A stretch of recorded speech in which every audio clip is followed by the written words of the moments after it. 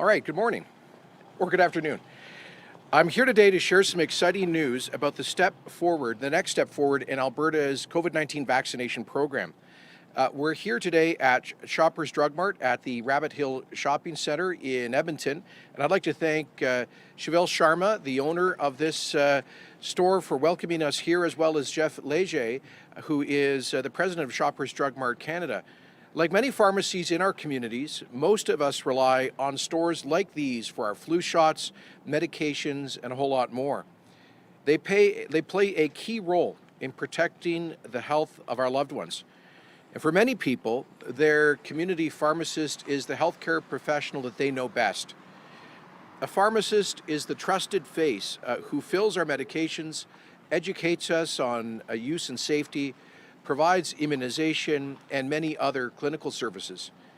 Pharmacists have played a leading role in our big annual flu shot program. In fact, this past year helping us to deliver 1.5 million jabs in the arms of Albertans to keep them safe.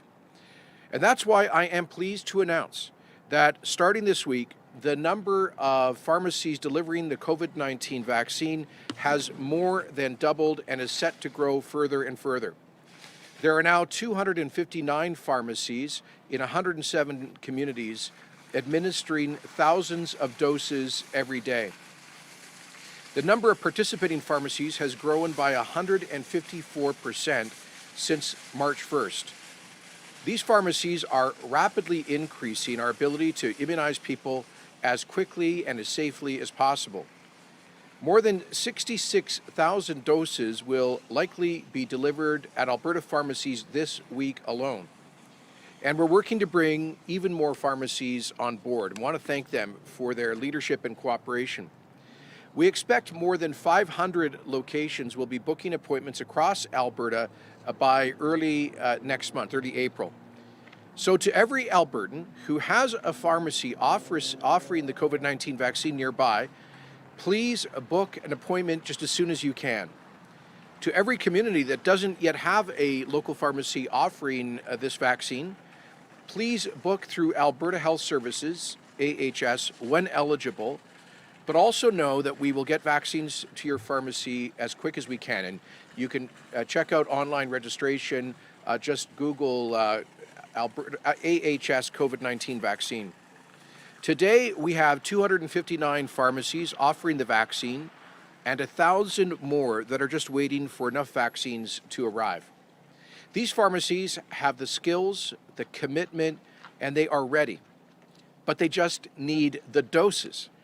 I also want to assure anyone without a pharmacy nearby offering COVID vaccines that our immunization program fully includes you too. We have a plan in place, and we're rolling the vaccines out to every corner of the province. But the majority of vaccines we received so far aren't easy to handle. Not only do they need super low temperatures, but at every step of the trip at immunization clinics, but there's not been a lot of those doses as well, and that's the biggest problem. There is, however, reason to have hope. We've been promised hundreds of thousands of doses over the next few months. And that's why we've made the bold promise to offer the vaccine to every adult in Alberta by the end of this June. In the meantime, we are so grateful that pharmacists here in Edmonton and across Alberta are doing so much. We know the interest and the demand is there in cities and towns all over the province, but the speed of our vaccination rollout depends wholly on the amount of vaccines that we receive from the Government of Canada. We, unfortunately, continue to be let down on that front. Just this week, we were informed that a malfunction in a cargo aircraft that was headed to Alberta meant that we saw delayed shipments of Moderna vaccine doses, which meant delayed inoculation at 43 Alberta pharmacies. What's worse, we've now learned that this week's shipment of Moderna vaccines will actually be split over 2 separate weeks, effectively cutting shipments in half. This is entirely the responsibility of the federal government, and they have not given us an explanation. Worst of all, it may force some pharmacies to reschedule thousands of bookings to next week. I'm sorry for that inconvenience, but once again, It's the result of unexpected interruption in supply from the Government of Canada. We know that the more vaccines we have, the faster we can get them to pharmacies, into clinics, and into the arms of Albertans to protect them. But we need the federal government to keep its word and actually deliver the doses that they have confirmed. If, and this is a pretty big if, but if we get the vaccine supplies we've been promised, we'll eventually be able to expand the immunization program across the province to include over 1,300 pharmacies like this one. And that's just pharmacies. Community physicians will start offering vaccines next month. And I want to thank the Alberta Medical Association for their partnership in that, in addition to the big Alberta Health Services immunization clinics. Alberta is ready. Our healthcare partners are ready, and we're working on offering even more ways to get you a vaccine. It has been a very long road this past year, but the end of the pandemic is clearly within sight. We've been told to expect millions of doses of COVID vaccines over the next few months, and Alberta's government will continue to do everything possible to advocate to get those doses as quick as possible to ensure those promises are kept. We'll continue challenging the federal government to keep ramping up these shipments and bringing them in as soon as they are approved by Health Canada. So with every pharmacy delivering this vaccine, we get another step closer. So thank you for that, and now I would invite Minister Shandro to say a few words, and then I think we'll hear from folks from the pharmacies.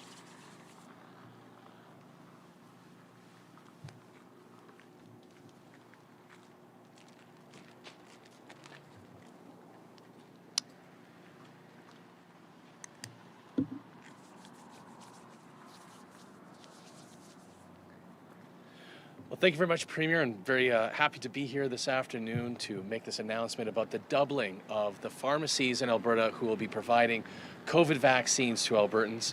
And I want to start off by thanking all of the pharmacists, all of the nurses, all of the physicians, and everyone else who are helping administer the vaccinations and getting them into the arms of Albertans as quickly as we receive them. Your hard work, your dedication is deeply appreciated. You're turning the tide on the pandemic, and you're allowing us to carefully ease restrictions so that Albertans can get back to doing the things that are important to them. So I'm pleased to join Premier to, as I said, to announce that we're further expanding the number of pharmacies offering vaccinations. And thanks also to Jeff Leger and Margaret Wing for joining us today. When we heard that the first vaccine was approved and that it was on its way, we made a promise. We promised Albertans that we would get the doses out to Albertans as soon as we got them in. And we're delivering on that promise, thanks to the hard work of our health professionals. And pharmacies are a key part of that work. As Premier said, local pharmacies are supporting the health of Albertans in the communities day in and day out. Pharmacists are highly trained professionals. It's well within their scope of practice to administer these vaccines. And so thanks to our annual influenza campaigns, they also have the reporting systems in place and other infrastructure that is needed for them to be a part of the COVID vaccine rollout. And this ensures that the doses aren't wasted. It ensures that every patient is immunized safely and efficiently. And we started with 102 pharmacies in Edmonton, Red Deer, and Calgary, and they've already given more than 35,000 doses as of yesterday. And they're a big part of why we broke 400,000 vaccinations yesterday. It's a big number, but it's just the start. It's going to grow a lot faster over the coming weeks, in large part due to the support of our pharmacies. And the people who work in community pharmacies work hard to earn the trust of their patients. They answer questions about vaccines, as well as their patients' regular healthcare needs. And so we've been working closely with the Alberta Pharmacists Association, commonly referred to as RXA, to bring more pharmacies on board as the supply of vaccines continues to allow us to. And more than 1,300 pharmacies have told us that they're ready, that they're able to help deliver the vaccine. So we've more than doubled the number of pharmacies offering vaccines to 259, and there's a lot more to come. We're expecting to double the number of pharmacies offering vaccinations again within the next month to a total of 500. And as with our annual influenza campaign, community pharmacies will be the largest provider of the vaccine to Albertans. And this includes pharmacies across the province. It includes pharmacies in communities like Medicine Hat, Ponoka, Grand Prairie, as well as Fort McMurray. And every participating pharmacy must follow strict safety protocols to protect the health of everyone involved. And we're expanding quickly, but note that you still need to book an appointment. So that's to manage the supply and to manage the numbers of folks who are on site at any one time to ensure safety.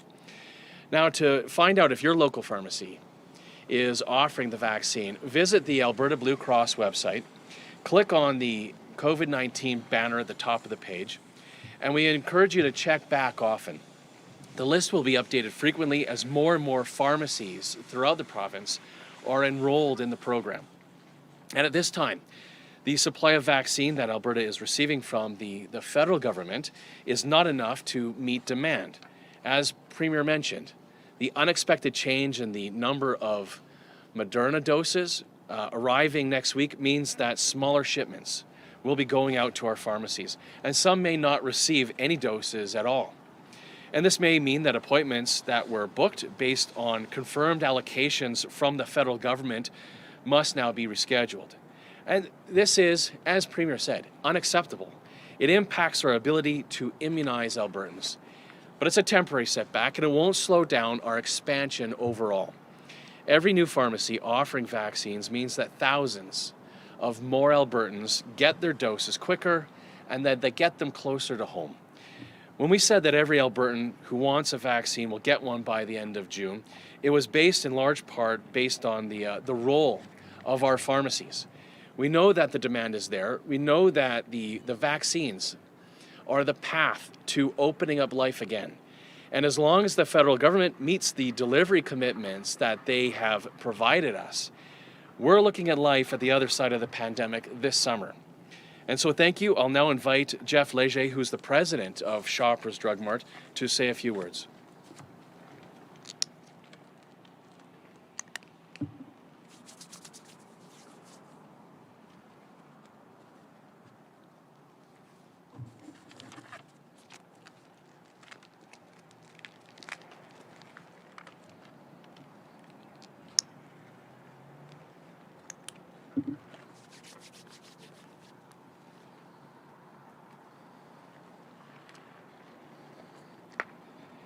Thank you, Premier Kenny and Minister Shandro, for visiting our store today and for the confidence you continue to have in Alberta's pharmacists.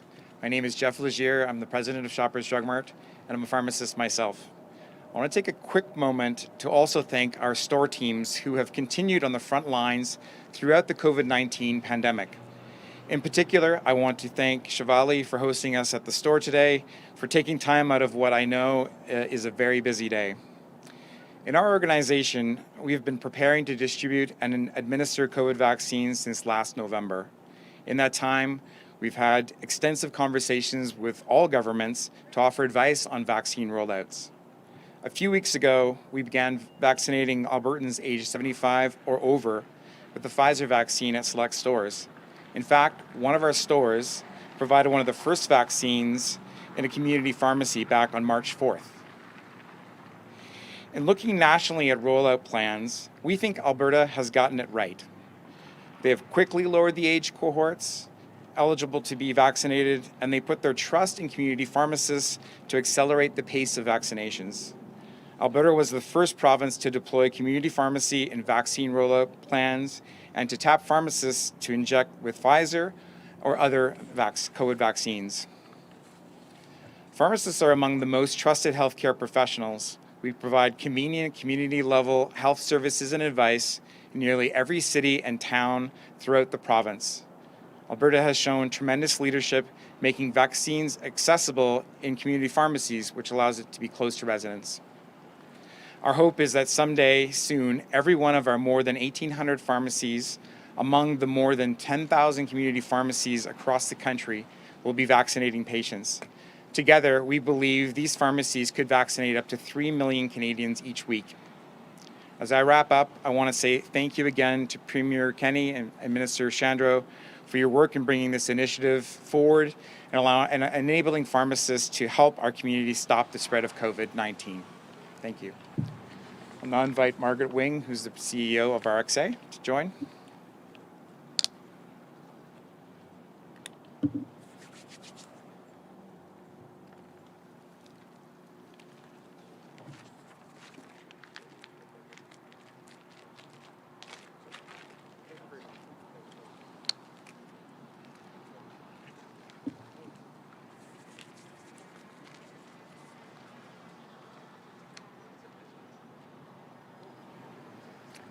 Thank you, Jeff. I'm very pleased to be here on behalf of the Alberta Pharmacists Association today. I couldn't be more excited to hear that the COVID vaccine program is expanding to pharmacies across this province. I would also like to thank Premier Kenney and Minister Shandro for their leadership and commitment in mobilizing Alberta's workforce of pharmacist vaccinators. Pharmacists really are very skilled healthcare professionals, and they have safely and efficiently vaccinated many Albertans, as Premier Kenney noted, in our most recent influenza season of about 1.5 million Albertans. I'd like to thank Alberta pharmacists and their teams. I know how challenging it has been in recent weeks, where they have received tens of thousands of phone calls and booking appointments for Albertans so eager to get their COVID vaccination. So I'd like to thank them for their commitment to this program and also for their understanding around the challenges and uncertainty related to the COVID vaccine supply. I can assure you that I'm hearing from many, many Albertans who are so incredibly happy that their pharmacist has been able to give them their COVID vaccination. So thank you, pharmacists and your teams out there. And I can also assure you that at the association, we're going to keep working with Minister Shandros and his team at Alberta Health to get this program deployed to as many pharmacies that are interested in offering COVID vaccine to their patients. So what can you expect in the weeks to come? Well, as vaccine supply can be ensured to come into the province, and as we can get vaccine out to the pharmacists that are able to administer it, they have the potential to vaccinate at least 250,000 Albertans on a weekly basis. So there's good things coming. Thank you.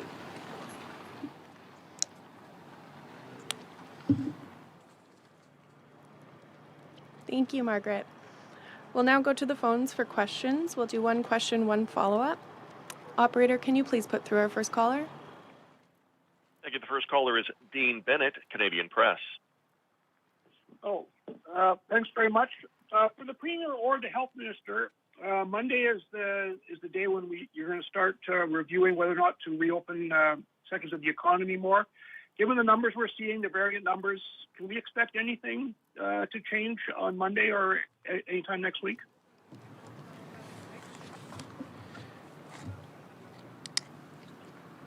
Sorry, Dean, 1 second.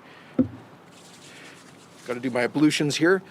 Actually, before I answer your question, Dean, I understand there was a technical problem on our live feed off the top, so I just wanted very briefly to restate the key message of today's announcement. We're here at Shoppers Drug Mart at Rabbit Hill Mall in Edmonton, and we're here to announce that we've doubled the number of pharmacies delivering the COVID-19 vaccines to Albertans.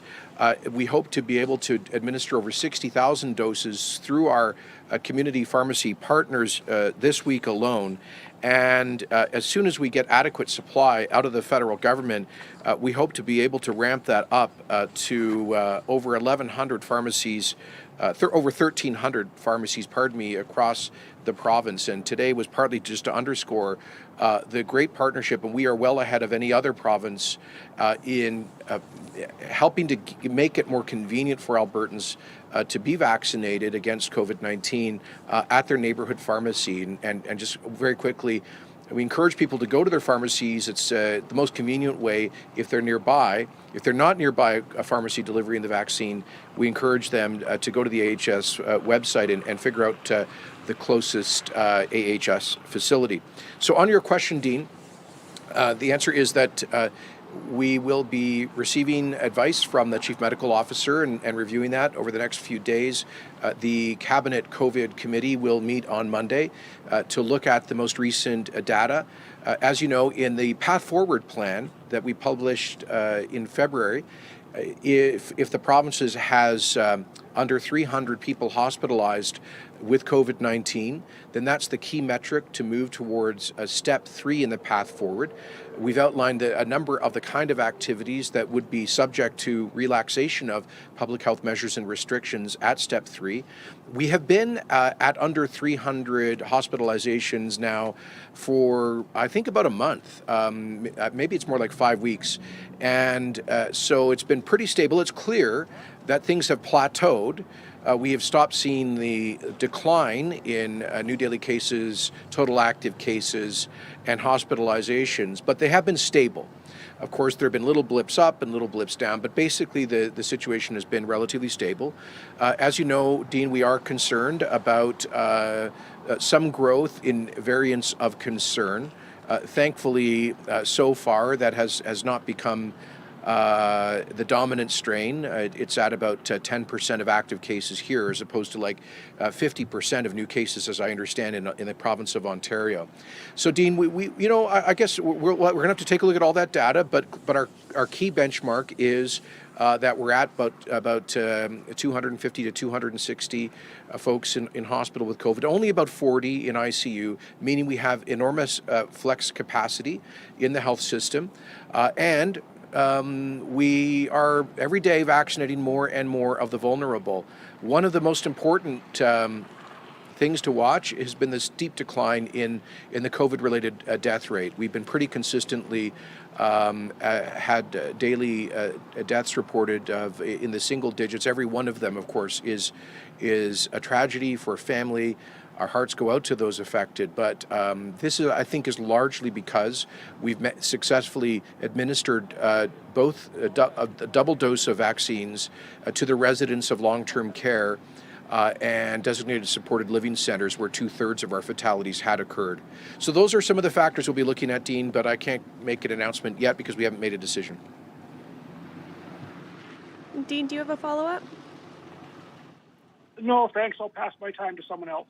Thanks, because I took enough time for 2 questions. I know, I'm sorry. I'll try to be briefer. Operator, can you please put through our next caller? Thank you. Chris Varco, Calgary Herald.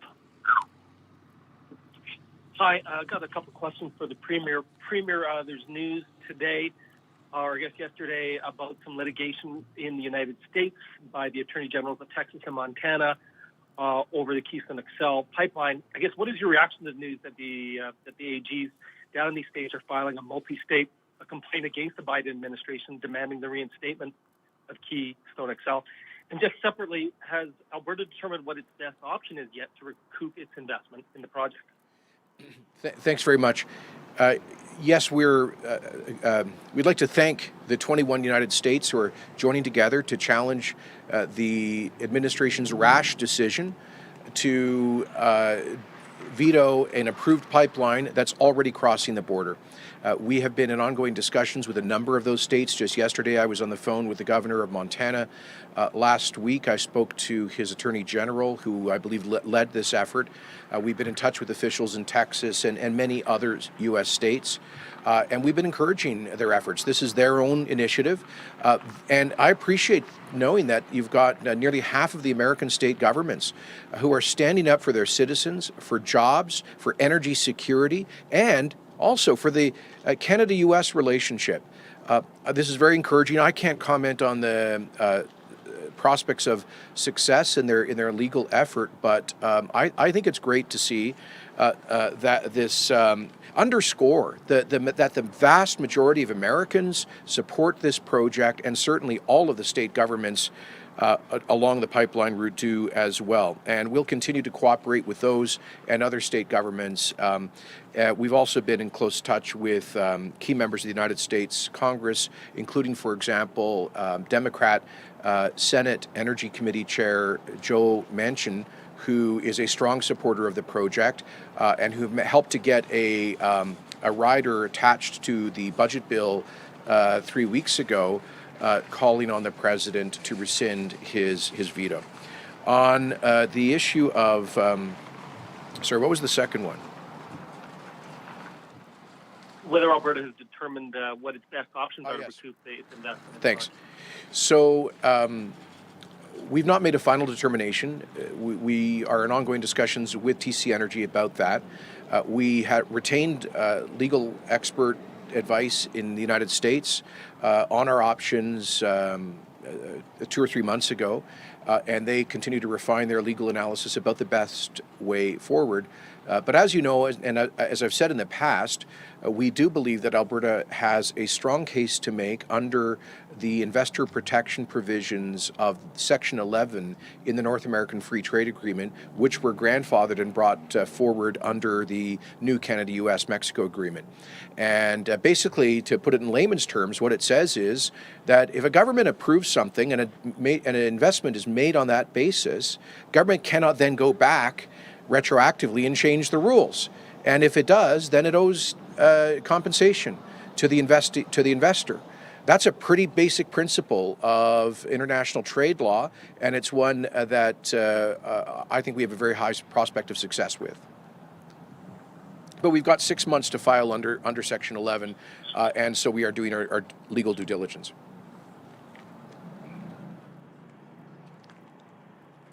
Operator, can you please put through our next caller? Jesse Weisner, Global TV. Oh, hi. Thanks for taking my question. Related to the first question, indoor gatherings are set to be possibly eased as part of Step 3 on Monday. Is that looking likely given the situation we're in now? What do you expect for Easter gatherings? And what do you have to say to Albertans who see mass indoor gatherings continue against the rules in places like Grace Life Church? And that's directed towards the Premier and possibly Minister Shandro, if he has anything to add. Sure. A lot of questions there. Look, we haven't made a final decision about Step 3 in our path forward, but the key metric there is having fewer than 300 patients in hospital with COVID-19, and we met that metric several weeks ago, and the numbers have been quite stable. We have to all, as Albertans, continue to be vigilant and careful. With respect, one of the things we have to be mindful of is the willingness of people to comply with what we're asking of them in these extraordinary measures. These things really, they are an interruption in people's normal lives that is, and in some cases, an abridgment of people's rights. And so we've always taken the view that those measures should be a last and limited resort, not a first and maximum resort. In terms of indoor social gatherings, that's be one of the things we consider as a COVID cabinet committee next week. I would say, regardless of what the rules are, as we come up to Easter, which is a traditional time of family gathering, and not just Easter, but other communities, for example, Vaisakhi, and there's a number of religious festivals which typically bring families together in larger numbers. And we would just ask people, please remember what happened in the fall. It's very clear that the fall spike started around Thanksgiving dining room tables in October, and then was accelerated by Halloween social gatherings. That those indoor social gatherings are the biggest cause of COVID transmission. So regardless of what the rules are, we just ask people, this is going to be a quiet Easter and other spring festivals. Please, to the greatest extent possible, keep to the members of your own household and keep each other safe.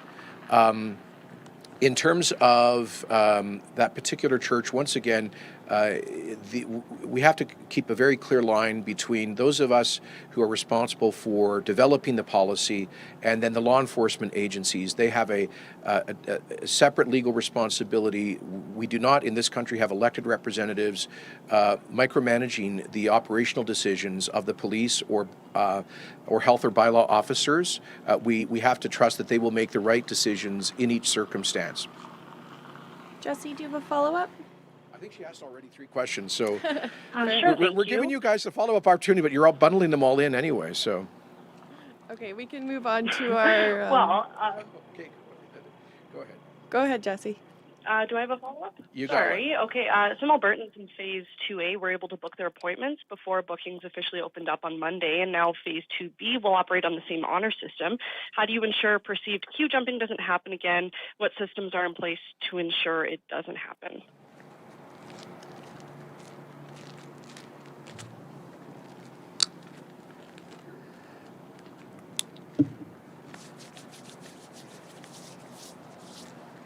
Thanks, Jesse. And we, like other provinces, are operating on the honor system, and we've seen Albertans falling through on that with Phase 2A. And we have all the faith in the world that Albertans know that they want the most vulnerable to get the vaccine first, and for them to get the vaccine when it's our turn. And so I have faith in Albertans that they will continue to do that. They'll continue to be trusted to follow through with the honor system. Thank you. We have time for one more question. Operator, can you please put through our last caller? Thank you. James Keller, Globe and Mail. Hi there. Just going back to this pastor up in Edmonton, we hear from his lawyers that one charge has been dropped, another has been reduced, essentially a $100 fine. What message do you think that sends about how seriously the province is taking its COVID-19 restrictions? We've had other cases too, restaurants that were charged and saw those charges dropped as some of the restrictions were changed. So what is the message? Well, I think as Premier said, we have to leave the decisions about prosecution up to, and not having it being micromanaged and influenced by politicians. We have to leave that to independent third parties, whether it's our police, our prosecutors, our public health inspectors. The public health inspectors, by the way, have, although they did want to start through education as a first step before they needed to enforce. But they have closed many establishments that were flagrantly not following the public health measures, that were ignoring the attempts of the public health officials to be able to provide them with better information, encourage them to follow the public health measures, and then they were closed if that wasn't the case. And then there were fines in some circumstances. It's best for us to leave those decisions up to independent third parties to decide on how it's prosecuted then. Premier, anything else? Okay. James, did you have a quick follow-up? A quick follow-up. Definitely, yeah. And again, the pastor's lawyer essentially said that if he's released, fully intends on holding another service this Sunday, as the church has been doing all this time. When you talk about some cases where the rules have been flagrantly ignored, again, what's your message to that church about their plans to continue holding these large services without masks and all that, and apparent defiance of these orders? Well, I'll say this. I think we've seen Albertans. The reason that we've had our cases come down since the measures that came into place December 8th is because Albertans have followed the public health measures. And that includes our faith communities who have gone out of the way to work with Dr. Hinshaw and the Ministry of Health and AHS because they want to take care of their congregations. And now we have seen some Albertans, and whether it's this one pastor or others, sometimes flagrantly disregarding the public health measures. It is a rare circumstance, and it is unfortunate. It's frustrating for the rest of us who are following along with public health measures. We're doing our part. We want to see others do the same. So I guess that'd be my message to anybody who is not following the public health measures is that we have to continue to do this to take care of not just ourselves, but take care of the most vulnerable around us, to stop community spread, to allow the hospitals to continue to have the capacity to do the surgeries that are needed, the treatments that are needed, and everybody get the critical care that they need throughout the rest of the response to the pandemic. Thanks, James. Thanks, everyone. That's all we have time for today. Have a good afternoon.